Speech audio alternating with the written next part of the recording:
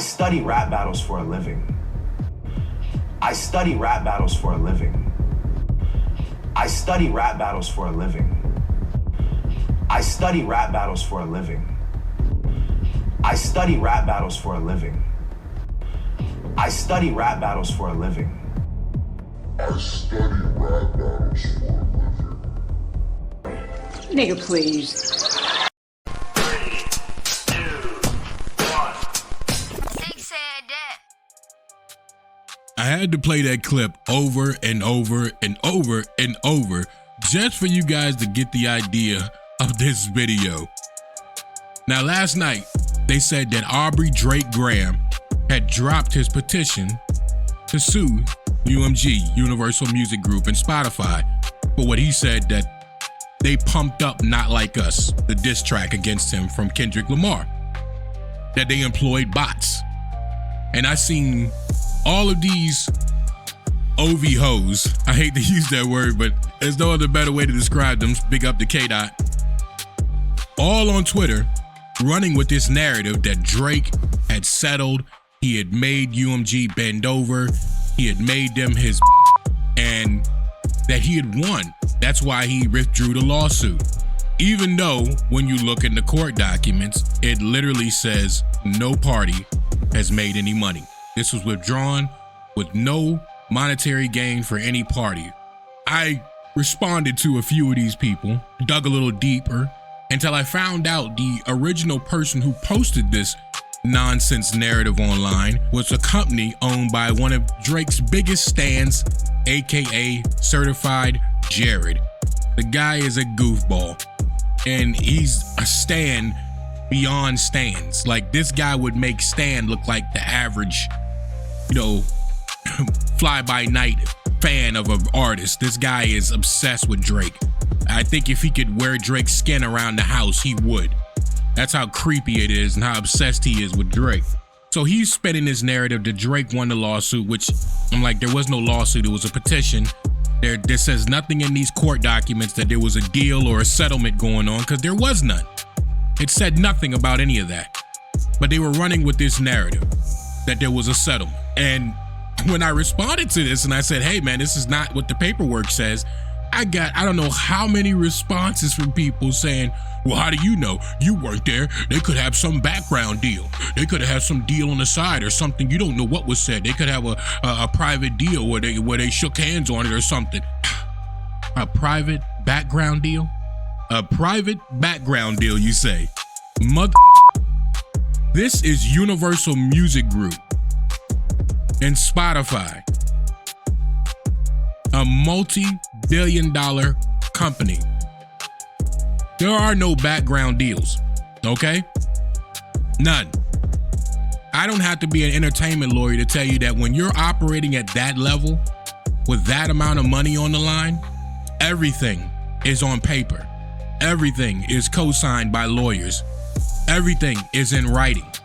Now, they may not, if somebody wins a lawsuit or someone comes to an agreement, they may not release the exact terms of that agreement, but it would say something to the effect of parties settled out of court for undisclosed amount. The terms of settlement are private. It said nothing of the sort because it was BS.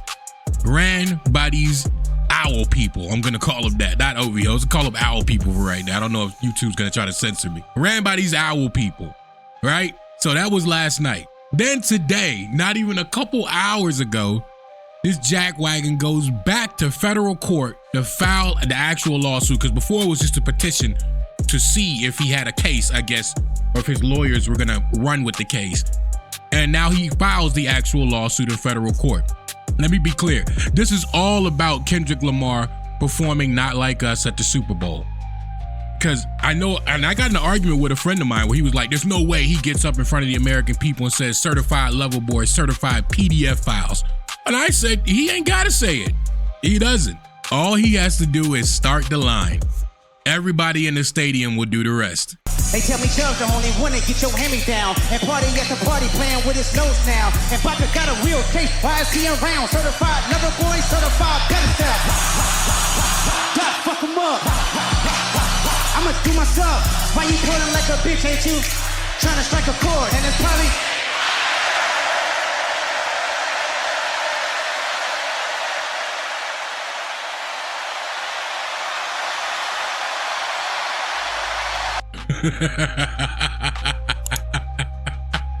No, I'm serious. That song was everywhere. This is a joke. Drake, this is a joke, man. I know my channel is nothing compared to all the big name channels out there that are included in this lawsuit. Like I know No Life SHAQ dropped a video today, probably about an hour or two ago.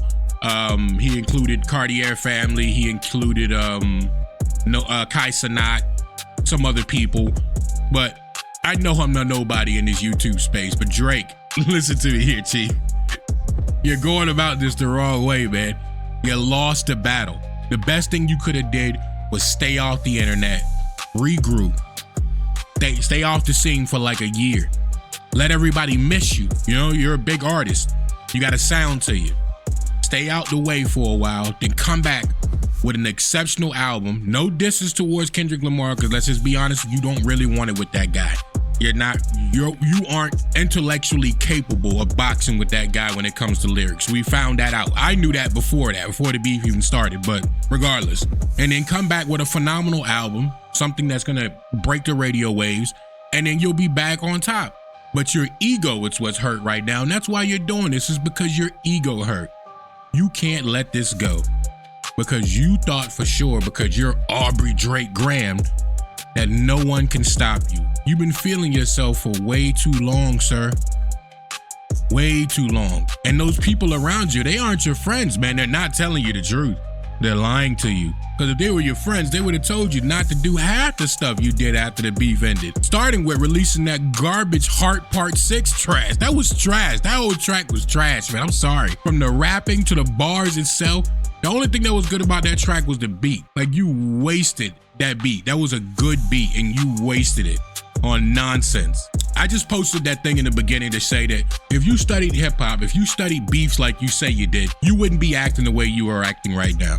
Plenty of people have gotten the beefs over the years of hip hop, and no one's taken it to the degree of which you have taken it. Now, before any of you morons jump in my comments and start talking about, well, Eminem sued Benzino.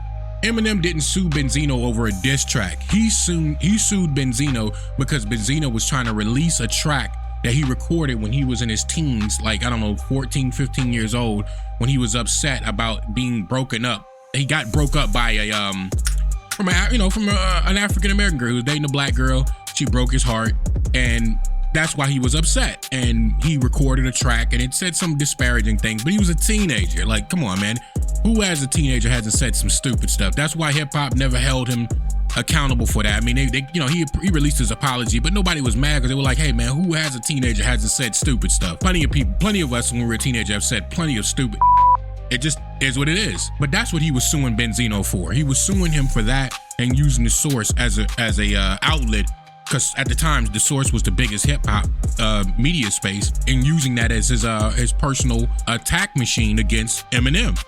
So that's what that was. He didn't sue him for any of those whack records that Benzino put out, nor did Benzino sue him for the sauce or nail in the coffin. Nobody's suing for diss tracks, bro. This is corny. This is top tier corny. And this is why in that song, Kendrick Lamar said, "You're not like us." You're not, sir.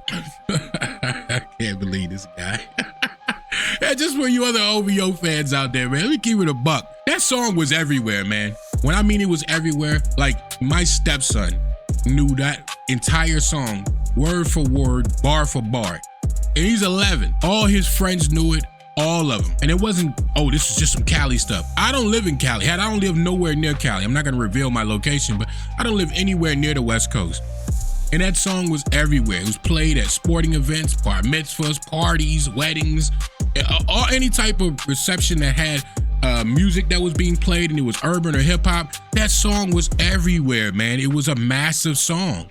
It was catchy, the beat was hot, and it was funny, and it was easy to sing along to. Kendrick Lamar gave you a masterclass on how to make a track to dismantle your opponent. You just didn't listen. I mean, I thought you knew because you did back to back then, and I thought, okay, he knows he knows how to do this.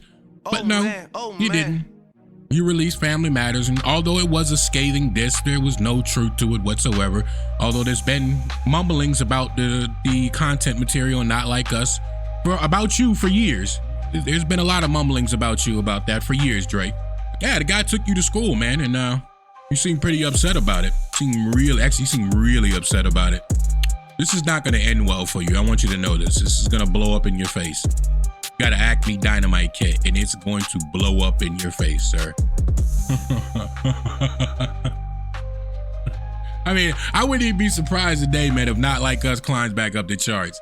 Pay attention to the charts today. I bet that song climbs back up because every time you do something as it relates to that song, it jumps back up in the charts. Just like when you first announced these petitions, it jumped back up and it's going to do it again. Anyways, I am Six. I'll see you guys on the next one. Peace. This nigga Drake them snitched on the reaction community.